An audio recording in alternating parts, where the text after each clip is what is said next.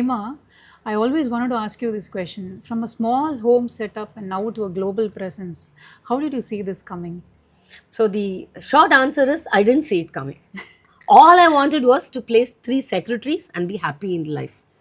My goals were very, very unambitious, not at all lofty, very, very grounded. So I really didn't see this coming. But then I read somewhere that a lot of companies have grown way beyond what they wanted to be. Apparently, Wrigley actually sold soap, and as a bonus for people to buy the soap, they would give the gum. They never really realized that they're going to make the money out of gum. So that trivia makes me think maybe there'll be something else I'll diversify into that could be much bigger than Life Connections. Some of the other companies on that note, trivia. Nokia made boots before it got into telecom. Samsung grocery shop selling dried fish. Look where they are. LG cosmetics. Look where they are. I think it's a journey. You really cannot. There is no looking into a crystal ball and saying this is where I'm going to be. Hema, I'm sure you would have had a lot of challenges, but were there sacrifices that we didn't know? Yeah, definitely. When you're trying to build something and you're always trying to show up, you have to be resilient. Something or the other is going to take a hit.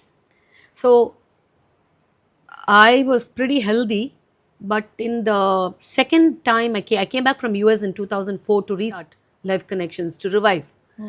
I think in this last 2 decades I've developed acidity, BP, anxiety.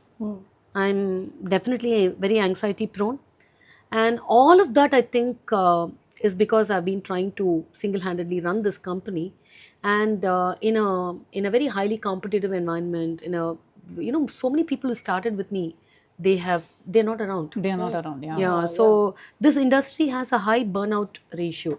So one is that. The other I would say is I've always wished I could spend more time with my daughter. Daughter. And it just took me when her anxiety when she was in 2008 or 9, 2008, to realize that I need to be there for her. And that's when I moved work to my home in the afternoon, so that at least when she's coming back from You school, could spend time with I could be there for her. And then I would be there for her, and then I would, put her to sleep, go back to work.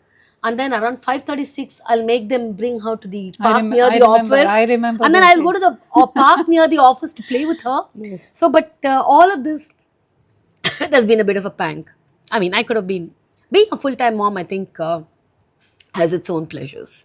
And another thing not many people know is we had to give up our green card, US green card.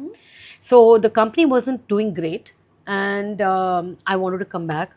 So my husband decided that he will try and move his project from US to India, which he did. But in the process, we couldn't hold on to our green card. So we took a call.